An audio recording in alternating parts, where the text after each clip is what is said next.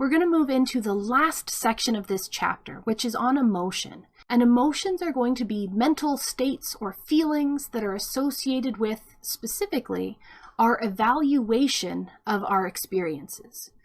And so emotions can be either positive or negative. And when we talk about, they could be a feeling or an affect with an A, not an E. But if something is a particular affect, then maybe if you're in a positive affective state, then you are in a good mood. Whereas if you're in a negative affective state, you are in a bad mood. So you'll sometimes see that word thrown around, specifically when talking about emotions and internal states. And our emotions are going to end up being a pattern that interact a cognitive level and a physiological level and a behavioral level of all of our reactions. So it's a multifaceted approach. Our emotions aren't just one thing, it's going to be a combination of a bunch of different factors. And so we're going to talk through sort of what's going on emotionally and some of the most common theories that deal with emotions as well. And so since we're transitioning between the start of the chapter where we talked about motivation and now moving into emotion, then we should maybe address that there is actually a link between motivation and emotion. And so we tend to react specifically when our goals, the things that we're being motivated to achieve, are gratified or threatened or frustrated. So if we're trying to accomplish something, maybe you're learning a crazy new card trick, and you finally get it just right so that you can show your friend, then you could be gratified. You've attained your goal, and your feelings, your emotions are going to be really high and really intense. It's going to be a positive feeling. Whereas if something goes wrong, maybe you're trying to bake a cake and somebody bumped the oven and your cake didn't rise. Maybe you're going to feel frustrated or angry or something negative towards that goal not happening. And so there's lots of research that studies motivation and emotion, and some people go so far as to say you can't have emotions unless you have that sort of motivational investment in the outcome. But not everyone subscribes to that idea. And the last point we'll make is that you tend to have stronger reactions if the thing that's happening is more important. So you would be a lot happier if you, say, made the Olympic running squad versus if you, found $1 on the street. The larger the goal, the bigger the deal, the more emotionally involved you can become. And I'm sure there are examples where that doesn't quite work, but that's the trend. And so when we want to start talking about the adaptive value of emotion, we're going to start bringing in some other concepts from earlier in the course. And if we're talking about adaptations, we should start thinking evolution and natural selection, things that are adaptive for our survival. And so we can talk about the fact that emotions are going to help direct our attention. Negative emotions, something like being angry or scared, can serve to help narrow our attention. It focuses our attention. And it's also going to end up increasing our physiological activation.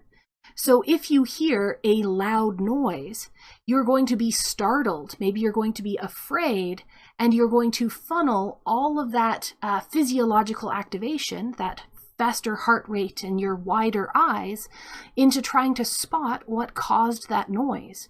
You're going to direct your attention to the specific source that's caused that negative emotion. So something like our fight or flight response can serve in this capacity. And then on the other side, if we have positive emotions, maybe you're feeling happy or loved or relaxed, Feeling those emotions helps to broaden our thinking.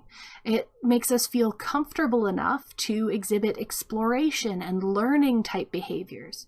So positive emotions allow us to relax and explore our environments, whereas the negative ones help us focus in on things that need attention. And we can talk about, again, social communication. So an emotion, especially something that is visible to others, could be evolutionarily beneficial.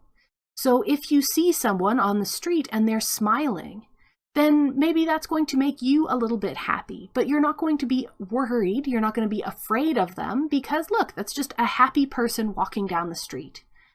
But if you see someone and they look angry or they look aggressive, then maybe you're going to get concerned. Maybe you're going to change your behavior. Maybe you're going to walk on the other side of the street. Because you're inferring, you're making some assumptions about that person's internal state based on what you're seeing from their body language, from the expression on their face, from how they're moving, from everything about them. And as humans, and again, as social creatures, as I like to say, we tend to feed off of each other. So if you see someone who's happy, we tend to feel happy. If we see someone who's sad, we might start feeling sad. Humans have this incredible ability to show empathy, where we can empathize with others and sort of feel what they're feeling in sympathy with them. And so that can change our behavior, and our behavior can change others. It's all this feedback loop. But it helps us sort of get an idea how having these emotions and having some of these positive outcomes of having emotions could make it evolutionarily beneficial to actually have those emotions in the first place. Probably explains why they are so widespread. And so we can talk now about, well, what is making up this emotion? What's involved in our feeling and experiencing emotions? And so we're going to talk about a pattern where emotions are specifically going to be responses to eliciting stimuli. And they're going to result from a cognitive appraisal, how we evaluate that stimulus. And then our bodies will respond physiologically to that stimulus. We're going to have some kind of physical reaction. And then we're going to also have a behavioral reaction, some kind of behavioral tendency. And those tendencies can be either expressive or instrumental. And that's an overview for what we're going to spend the next couple of slides talking about. Not something that you need to know right off the bat from one walkthrough. But of course, that's going to come along with a diagram where we have our eliciting stimuli, the thing that starts everything off. And then our cognitive appraisal, what we think about that stimulus. And then we can have this interaction between our physical responses and our behavioral responses and how this all works together. And so we're going to walk through each stage step by step and get a few examples that illustrate each point. So starting at the beginning with our eliciting stimuli, these stimuli can be internal or external. You can become mad because, say, a car drove by and they splashed you with a puddle. You are mad because of that event. If you are thinking about hypothetically walking down the street and having been splashed by a puddle, then you're internally driving whatever emotions you have in response. So you can remember a time that you were angry, and you can also start feeling some anger because of that memory. So we can feel an emotion because of something that is currently happening in the environment, or something internal that either happened in the past or could happen or might happen. It can be anything driving that emotional experience. And so we're going to see this eliciting stimulus can be related to some innate biological factors. So innate meaning something that's probably genetically driven. So it's something that we're going to experience basically from birth. And we get to see some evidence for this in a couple of examples that we've talked about before. So we have newborn infants can respond emotionally.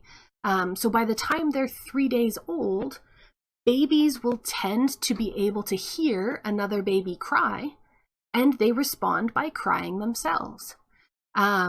You see young children start smiling right off the bat, but what we know about how babies evolve and how their visual systems evolve, they can't really see clearly that early on. So they're probably not just imitating, they also smile just because.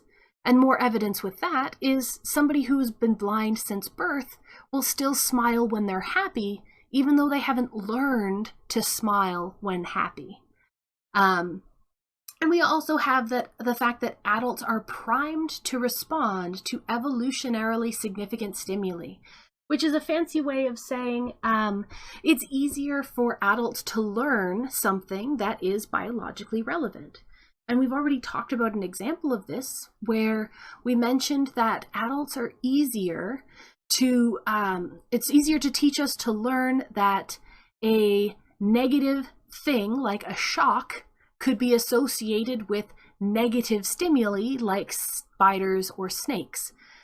So we make that pre-assumption where those things are bad in our minds, and so we associate it with bad things.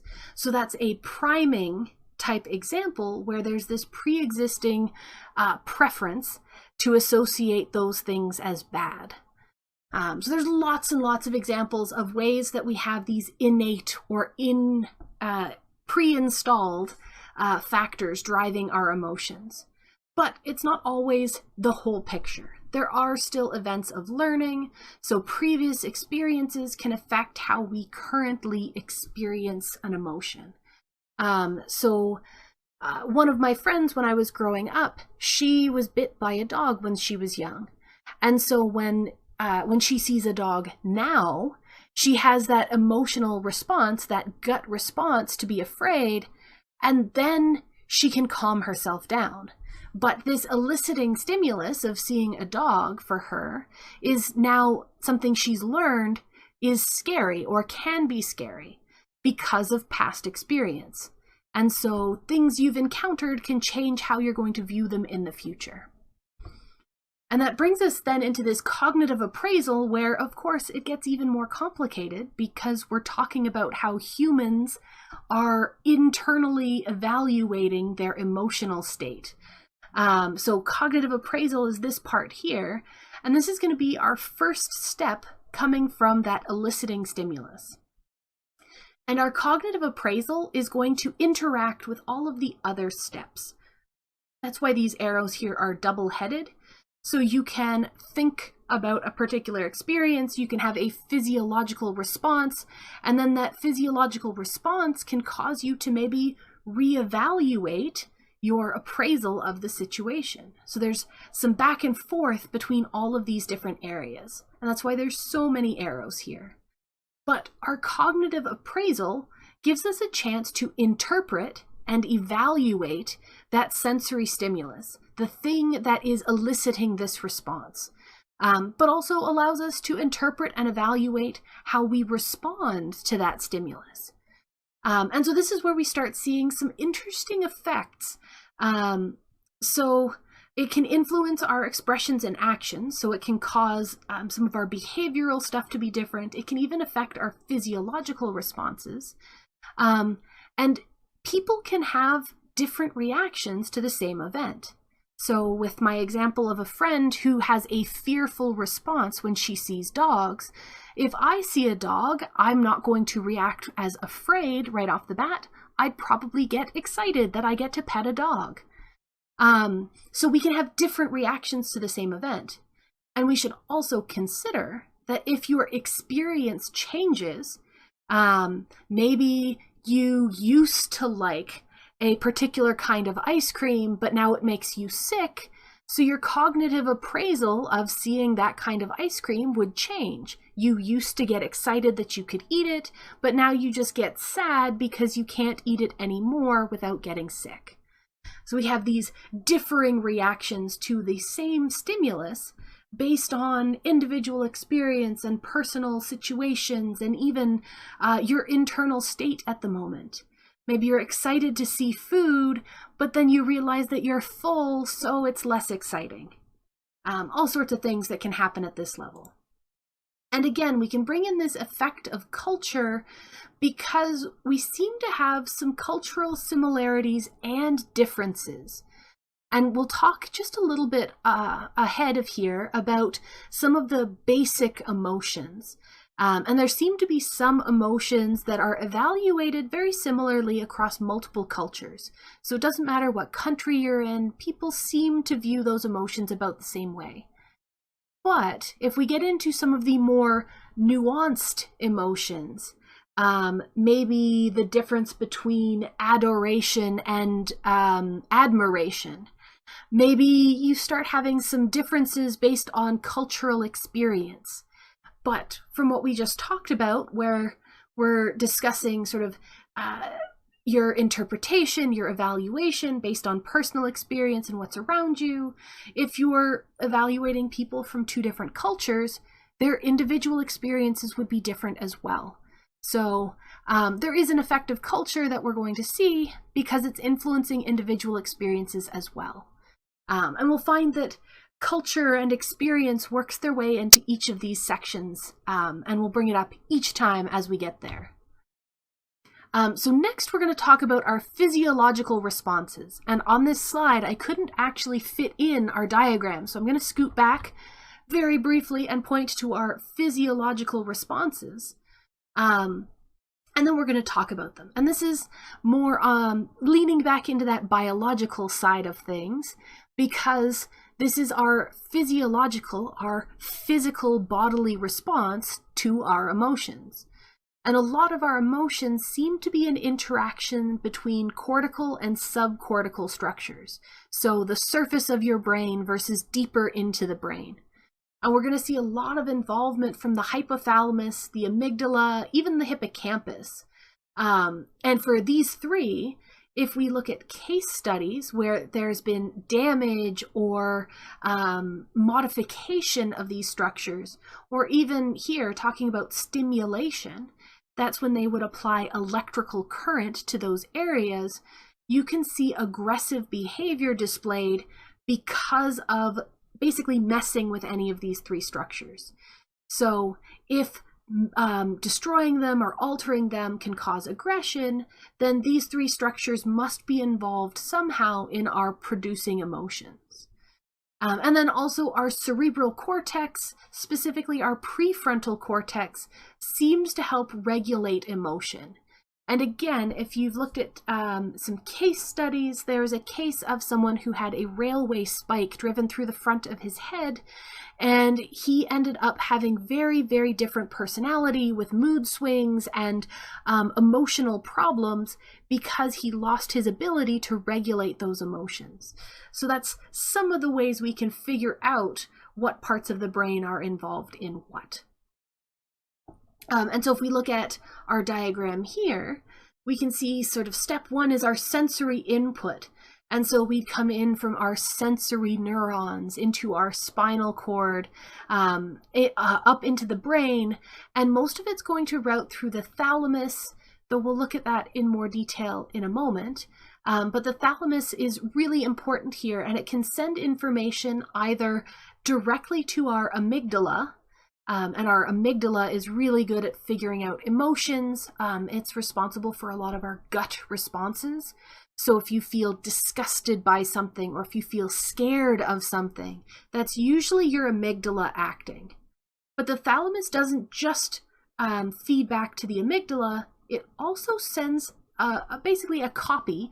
It's going to send some of that information into your cerebral cortex, which is where you have all of those interconnected thinking abilities.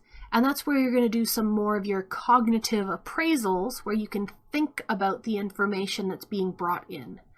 And we'll see in just a moment that having the thalamus get the gut reaction from our amygdala, but also give us a chance to think about and evaluate that same information, we can end up with sort of two distinct ways of treating the same information that comes in. And we can look at that here as part of our dual pathway of emotion. So our thalamus is going to split that incoming sensory information and send it to the amygdala for your gut response, have that emotional and behavioral immediate reaction, or it can send it into your cerebral cortex where you can consciously think about it. You can interpret it and evaluate it. And that's why sometimes you'll have that gut response to something. Maybe you're walking along a path and you see something and your brain tells you it's a snake. You assume it's a snake and you jump back and you feel afraid, but then you stop and go, wait a second, it's not a snake, it's just a stick. So your cerebral cortex came in and thought about it and said, no, it's not the thing that you initially thought it was, it's something else now that we've considered the situation. And so you can have that gut reaction to start and then a more level-headed evaluation that follows. And so if we're going to talk just a little bit more about this amygdala, because it's so important, we care about the idea that it can process our input, that sensory input, before it gets interpreted or evaluated by our cerebral cortex. And this leads to some really cool things because it's basically a direct line to having that emotional response to stimuli. So even in cases, say with experiments in rats, they removed the visual cortex, sort of that occipital lobe, at least parts of it. They found that it didn't impair having a classically conditioned fear response in those rats. So you could remove the part of their brain that's responsible for interpreting and thinking about visual information, but the rats would still be able to show a fear response to a visual stimulus. So you can pull out that cognitive loop, that thinking aspect, but you still get that gut response because it doesn't rely on that higher ordered cognitive evaluation. And we can still, again, in humans, you can have an example of, say, somebody who's suffered brain damage that's affected their hippocampus. If that damage usually means that with their hippocampus damaged, they wouldn't be able to learn a connection between a conditioned stimulus and an unconditioned stimulus. So we couldn't use classical conditioning, but we could still give them a fear response. So normal classical conditioning doesn't work, but you can still have a classically conditioned fear response. So that tells us that fear and other emotions, strong emotional feelings, don't have to involve the rest of your cerebral cortex. It can be more on that gut instinct side of things, which is very, very cool. And in the topic of looking at parts of people's brains and how their behavior may or may not change based on what's working or not working, there have been a couple of really cool studies looking at differences in hemispheric activation. And so we talked way back when about hemispheric lateralization, the idea that one side of your brain is good at one set of tasks and the other side is good at a different set of tasks. That's the same idea here. And we end up seeing that the left hemisphere seems to be involved in positive emotions, and the right hemisphere seems to be involved in negative emotions. And they figured this out a couple of different ways, but they could use brain scans on infants to see which hemisphere is more dominant. Do they have more activation in their left hemisphere or their right hemisphere? And babies that tended to have higher activation in the right hemisphere, they would cry more quickly and they would cry for longer if their mother left the room. So they'd show more negative emotions than babies who had more activation in their left hemisphere. And you could also have artificial stimulation of one side of the brain or the other and see more positive or more negative emotions. So there's lots of evidence that says there's something going on here where left is linked with positive and right is linked with negative. But of course, it's not always clear-cut. There are some exceptions and some special cases where it doesn't quite work that way. But the trend is pretty cool to talk about, so we'll leave it there. For our next section, I'm actually going to scoot ahead one slide just because I know this diagram is here. So we're still in these physiological responses, And we can make use of the fact that a lot of our physiological responses, a lot of our gut reactions, tend to be driven maybe a little bit more by our amygdala, by that autonomic response.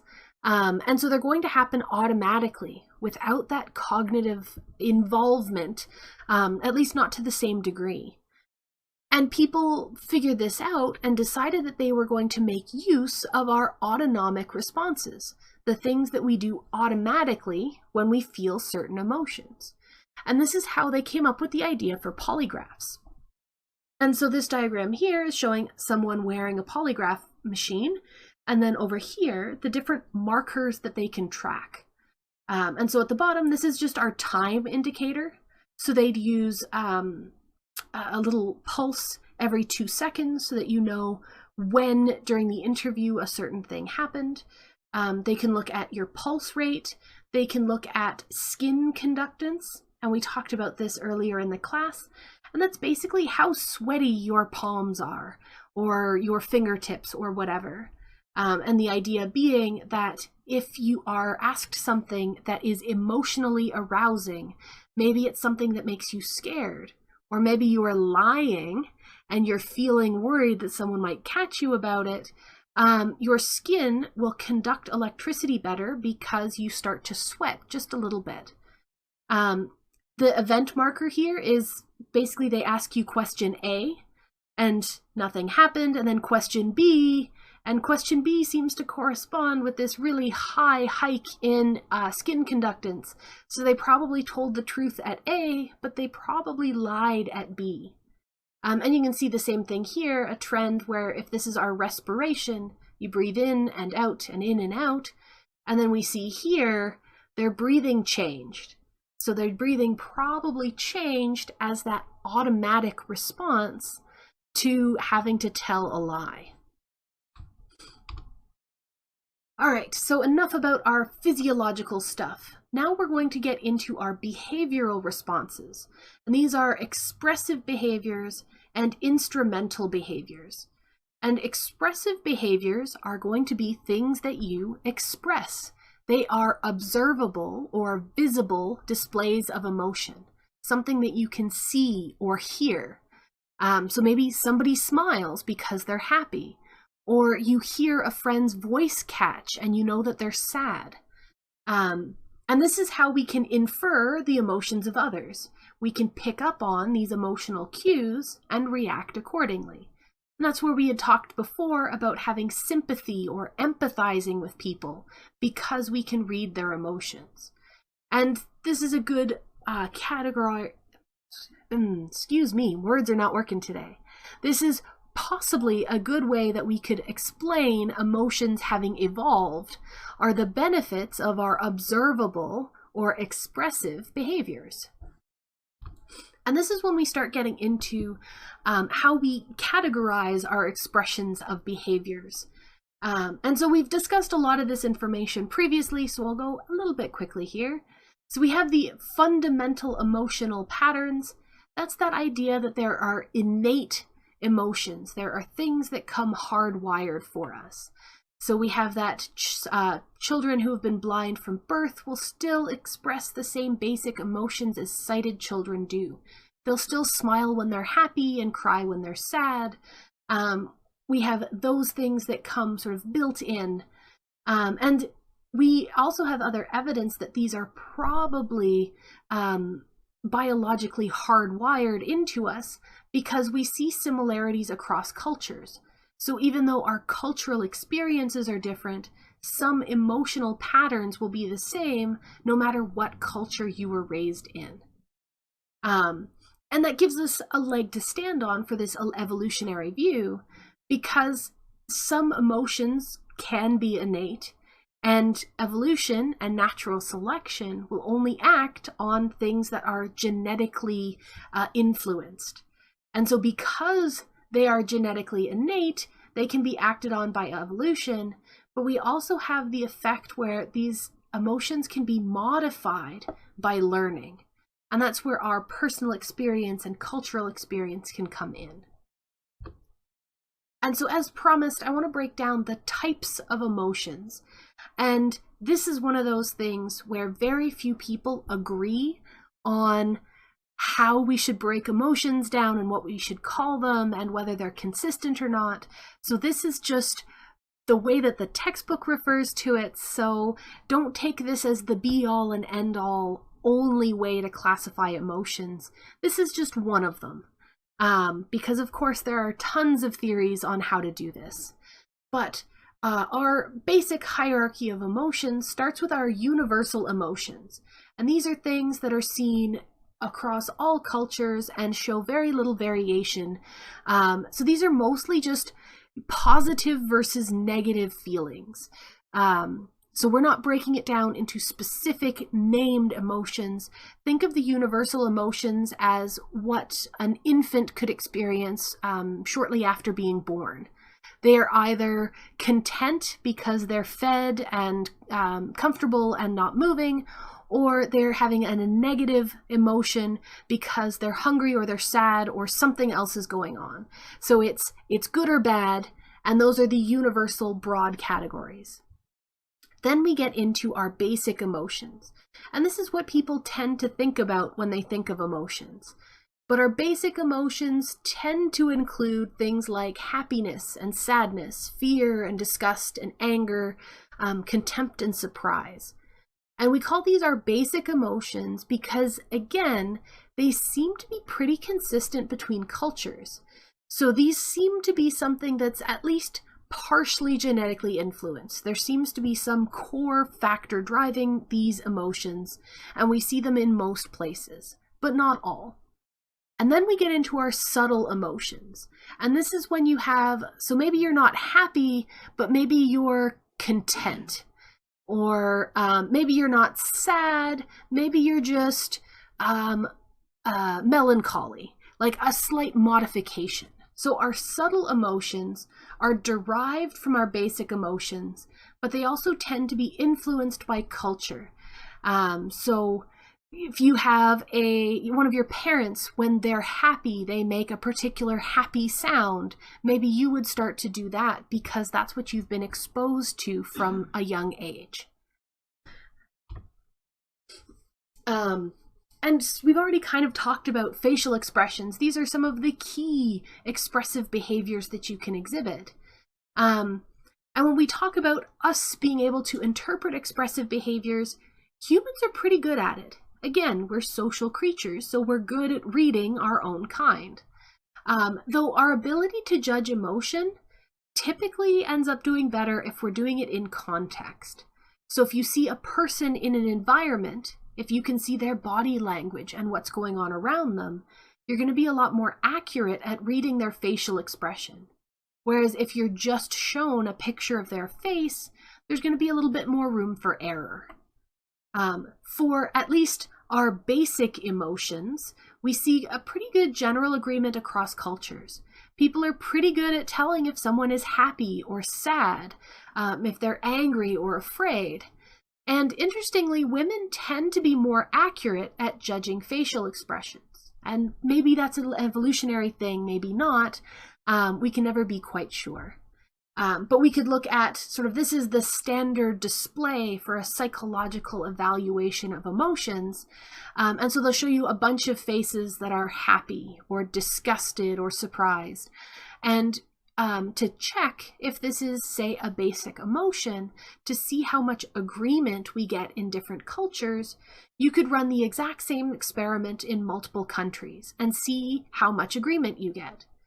And people tend to agree pretty well on happiness. They can find a happy person fairly easily. Something like surprise seems to go really well. But sadness and fear seem to show some pretty significant cultural differences. Having 62% agreement is not terrible. That's not, they're not completely at a loss to identify sadness, but they just have a slightly different interpretation.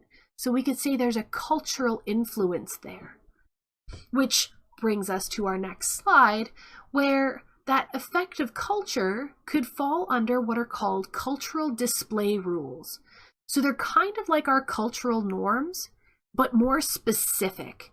So these are specific to when and how you express emotion. So one of the examples would be that, say in Japan, it's frowned upon to show lots of sadness, to be overly emotive. You're supposed to be calm and collected on the outside, especially in, say, a workplace environment. So even if you got really bad news at work, if you were in Japan, you would wait to show that sadness until, say, you got home or you could be by yourself. Whereas in North America, you'd probably be, you wouldn't be too out of place if you, say, cried at work because you got some really bad news. And so these are going to be an influence of some biological factors and our cultural factors, and it all works together to give us an individual's emotional expressions. So there's lots going on when we're looking at those expressive behaviors. And that's going to carry on into our instrumental behaviors as well. So instrumental behaviors, you could think about, say, instrumental conditioning, where you are accomplishing a task. So instrumental behaviors are specifically directed at achieving a particular goal. So your emotion can function as a call to action. It's going to drive you to do something. So you're doing an instrumental behavior because of a particular emotional response. And the example we can talk about here is the idea that emotions can actually help enhance your performance for particular tasks. If you think of an athlete before a big game, maybe they're going to psych themselves up. They're going to work up their emotions so that they can perform better during the sport. But we've done some psychological studies, and it lets us know that there's kind of a trade-off here. So if you're having sort of heightened emotions, it can help your performance for basic tasks, tasks that don't involve too much cognitive processing, but too much emotion can end up interfering with more complex tasks. And so you end up with this trade-off, and I'm actually going to show you a graph that helps illustrate this. And so if we consider, on the bottom here, we have generic level of arousal. So how happy or sad are you? How angry or how neutral are you? And then efficiency of performance is how good are you at the task? And so we're going to start with our simplest task, and that's this purple line. And our purple line shows that your ability to do the task will actually increase the more emotionally involved in the task you are. And I like to use the example of maybe I'm playing a video game and I'm just playing it. I'm not paying a lot of attention. It's fine. It's on in the background. I'm not putting a lot of effort into it. But maybe I'm not very good at it and I keep dying. But then you start getting mad that you're dying. And so you sit up straight and you hold the controller better and you're like, no, I'm going to do this. And so the angrier you get, the more attention you're paying and the more you're responding at the right time, and your performance can do better. Though you can also hit that point where if you get too involved, you get too angry, and you have to take a break because it's starting to hinder your performance. So there's sort of a point where it helps to a point, and then it starts to hinder. If we then look at our red line here, our most complex task, say you're doing some really fine detail painting. Maybe you're repairing a broken figurine and you have to put something in a very particular spot. Having a high level of emotional arousal is going to make your hands shake. It's going to make your breathing quick. Maybe you're not going to be able to focus and you're going to do a very bad job at this fine detailed task. So you would be better off having a lower level of that emotional arousal to complete a complex task that involves lots of details for it. So you have to consider how hard is the task before you determine what's the optimal level of involvement to have. And so our last couple of slides here are going to be all about theories of emotion. And so we're going to talk about our discrete emotions theory, our cognitive theories of emotion, and then some unconscious influences on emotion.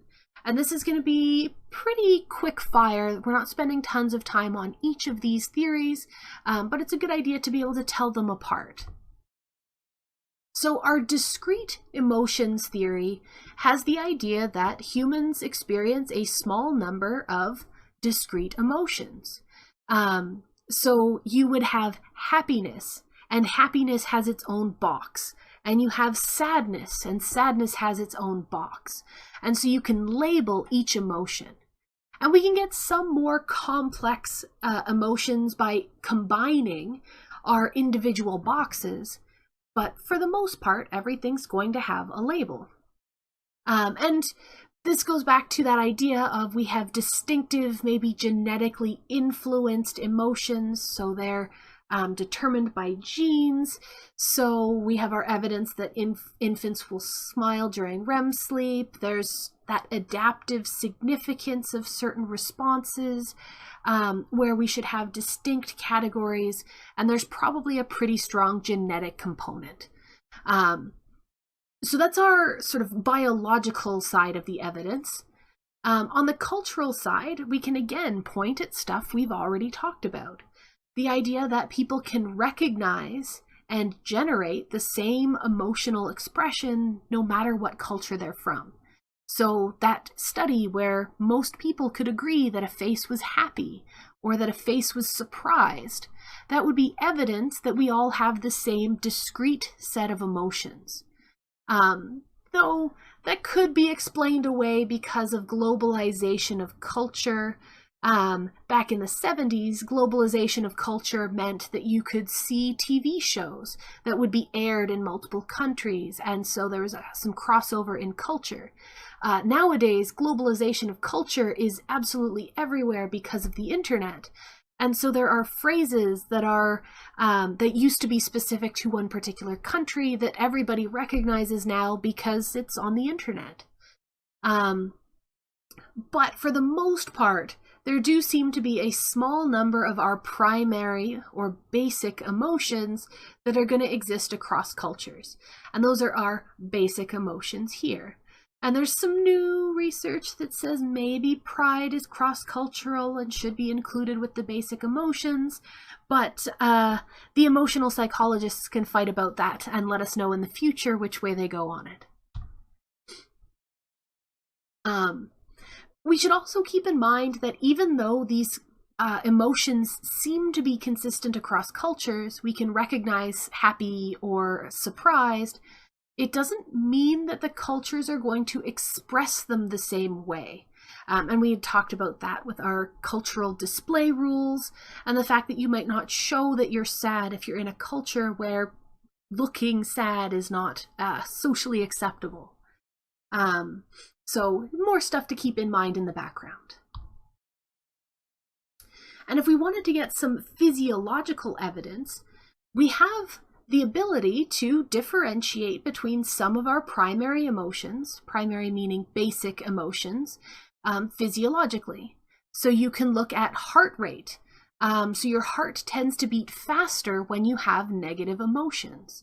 Your digestive system will slow down when you feel fear.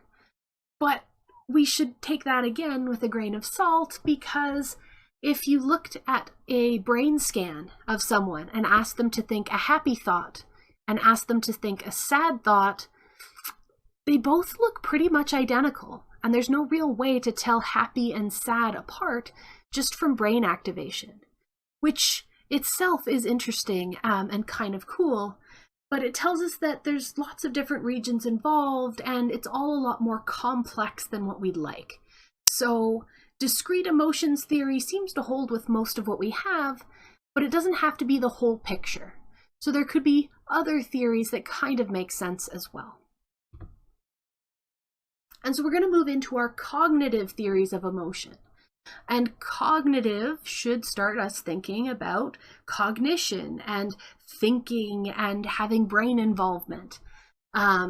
So our cognitive theories say that our emotions are products of thinking, not the other way around.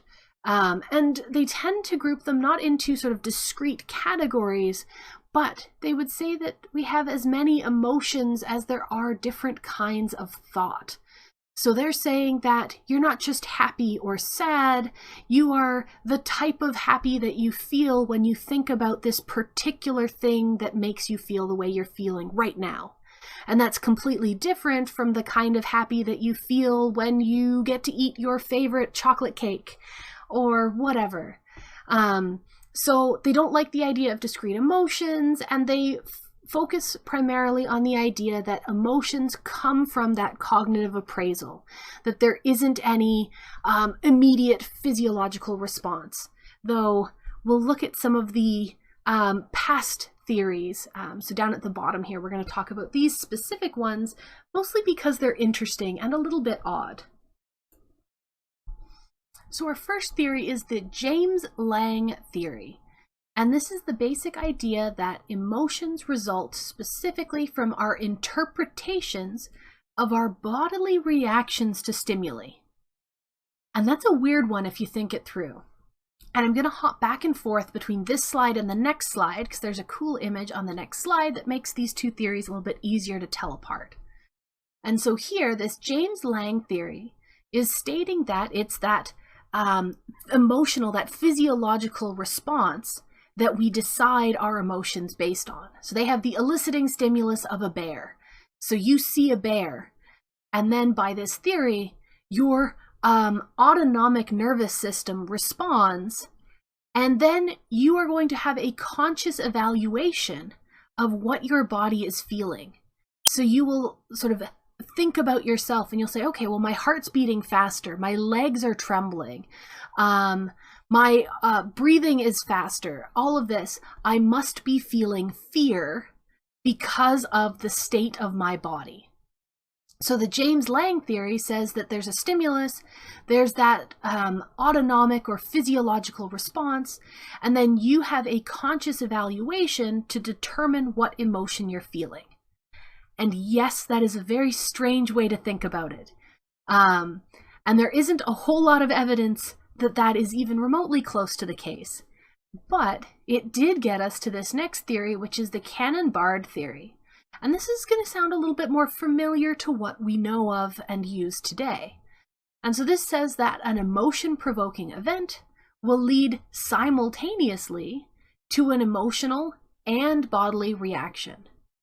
And so here you have your eliciting stimulus, and then it's going to involve some activity in your thalamus that then causes, at the same time, your autonomic response and your conscious evaluation of that emotion. So this is a little bit closer to what we've talked about so far. Though in our theory that we talked about with our diagram, there'd be some playback between our physiological responses and our cognitive appraisal and experience, but this is what the Cannon-Bard theory stuck with. So it's part of the picture and it's getting closer. So the next two are a little bit weird. So the somatic marker theory is basically saying that you use your gut reaction to gauge how you should act. So very similar to this James Lange theory of what are you feeling, what emotion is it? This is saying that you use your gut reaction to decide how you act in response. So you decide your expressive behaviors or your instrumental behaviors based on your evaluation of that physiological response. So just a slight modification from that James Lange theory. And then the last one, our two-factor theory, says that our emotions are produced specifically by an undifferentiated arousal, and then you have to decide what's causing it. So you're in a situation and you feel some kind of heightened emotion. And so you check out your environment and you decide, well, there's a bear standing there and I'm feeling worked up, so I must be feeling fear because of that bear. So there's sort of those extra steps where you have to figure out what's going on and then attribute what you're feeling to the source. So again, these theories are not very close to what we think of and have talked about so far in this lecture, which is why I bring them up towards the end. If we had to pick one, I'd say the Cannon-Bard is closest to what we have for today, but none of them are a really good indicator.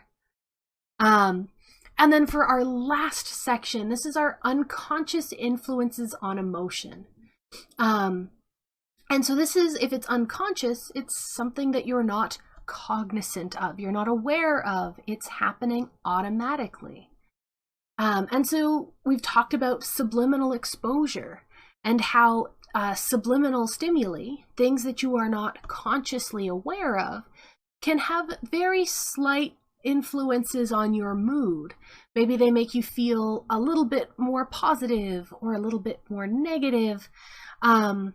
Not a huge influence, because subliminal stimuli aren't super good at convincing you of anything, but it's a possibility. It could make us feel a little bit more positive or a little bit more negative. We also have something really cool called the mere exposure effect. And this is the idea that things that you are familiar with, things that you've been exposed to, they generate a sense of contentment. They make you feel comfortable with them, and so you like these things just because they're familiar.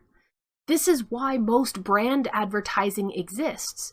So you can see a commercial for Coca-Cola, and you have no idea what they're trying to sell you. You're just like, well, all it was your logo and a jingle, and that was it. Like, that doesn't make me like you anymore. But in fact, it does.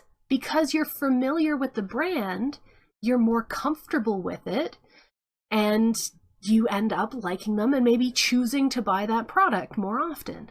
So that's mere exposure. And then our last one is kind of another cool one that I just throw in at the very end, and this is the facial feedback hypothesis. And so you are more likely to feel emotions that correspond to your facial features. So if you are smiling, you are more likely to feel happy. If you are frowning, you're more likely to feel sad. And so there's some idea that the muscular feedback of those emotions telling your brain that you're smiling or frowning makes you a little bit easier to experience the emotions that correspond to that feeling. Which is kind of cool.